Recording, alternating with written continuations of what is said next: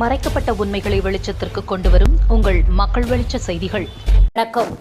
கள்ளக்குறிச்சி மாவட்டம் ரிஷிவந்தியம் அடுத்த கூவனூரில் 10க்கும் மேற்பட்ட கிராமங்கள் பயன்படும் வகையில் புதிய மேம்பாலத்தை நெடுஞ்சாலைத்துறை மற்றும் பொதுப்பணித்துறை அமைச்சர் ஏவா வேலு திறந்து வைத்தார்.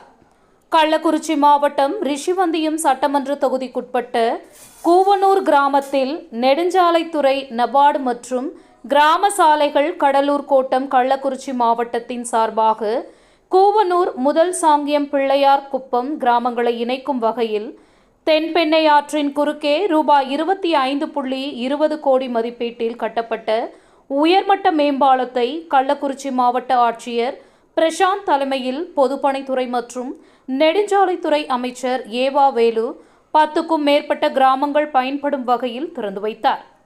ரிஷிவந்தியம் சட்டமன்ற உறுப்பினர் வசந்தம் கார்த்திகேயன், நெடுஞ்சாலைத்துறை தலைமை பொறியாளர் செந்தில் மற்றும் அரசு அதிகாரிகள், அலுவலர்கள், பொதுமக்கள் என பலர் கலந்து கொண்டனர். செய்திகளுக்காக கள்ளக்குறிச்சி மாவட்ட மக்கள் வெளிச்சம் செய்தியாளர் முருகன்.